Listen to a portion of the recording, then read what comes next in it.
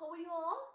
I'm Lavanya, the student of Federation University, ATMC Melbourne campus, having these as my credentials, is here before you to present an interim research proposal on the topic ethical hacking.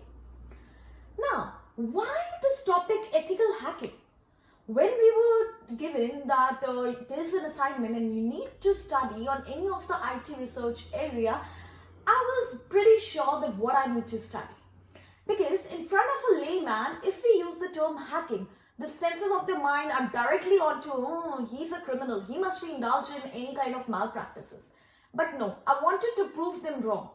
Hacking skills, it is a skills which is possessed by an individual. It is not always used in a negative manner, but if done in a right way, could be used for ethical purposes as well. Hence, keeping this scenario in my mind, I chose ethical hacking as my topic and then decided the purpose of my study. So the purpose of my study was to create a clear picture for the term ethical hacking. To create awareness among this large volume of people that yes, hacking could be done in an ethical manner. And this is for my personal use that I needed to know whether ethical hacking is a boon or a bane for organizations and society as a whole. Thus, in order to get into my research, I created certain research questions and tried to solve the answers of these questions during my entire research. Does ethical hacking provide safety and security? Should ethical hacking be taught to the students? Always a matter of debate. How to categorize various hackers, and is ethical hacking a boon or a bane for organizations and society as a whole? Now, before directly hopping on to the answer of these questions, keep calm. Let's see what methodology I used. So the type of research, I used a mixed approach wherein I used secondary data analysis, or we can say archival study, and I created a WhatsApp poll wherein I created 4 groups of my family and friends and created a poll what they're thinking on ethical hacking. Can hacking be done in an ethical manner or no? Thus, it is a mixed type of a research. The collection of data was done through the WhatsApp poll, as well as I studied 6 journal articles and created a synthesis matrix and analyzed the data through the main ideas grasped by different authors of those 6 articles.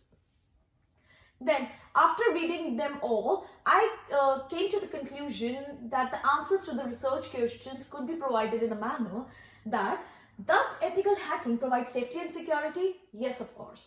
Definitely, if it would be used in a purposeful and a lawful manner. See, protecting our organization from any outsiders stealing our data is not a big deal. So, ethical hacking helps the organization to hire white hat hackers for their company so that their data could be safeguarded, and protecting our data from any kind of malpractices is a sort of self-defense that it could never be considered as unethical. Thus, yes, it could be used for safety purposes. Should ethical hacking be taught to the students? Yes, it's always a matter of debate, but yes, ethical hacking should be taught, but it is a responsibility of the teachers to properly make clear the difference between bad and good hacking, so that students should not use their hacking skills into unlawful purposes. This is the duty of the teachers to make them aware what penalties could be applied if done in an unlawful manner. Otherwise, it's a responsibility of the students, as they are heterogeneous in their dreams, aspirations, desires. So it depends on them how they're gonna use it. How to categorize various hackers? According to the different research articles which I studied, types of hackers are of various categories, but 3 types of hackers were common in all of them. These were black, white, and grey. Black hat hackers are the ones who are involved in unlawful activities and they are involved for misusing the data. White hat hackers are the hackers which do it for legal purposes under the code of conduct. So they are the good ones. Grey hat hackers lie somewhat between black and white, who use malpractices, who misuse the data but for legal purposes. And at last, is ethical hacking a boon or a bane for organization and society? See, it depends on an individual how they're gonna use it. For some, it could be a boon, and for some, it could be a bane, depending on whether they want to use their hacking skills for protecting or attacking. These are two different terms. So it depends on individuals, organizations, and society how they're gonna use it.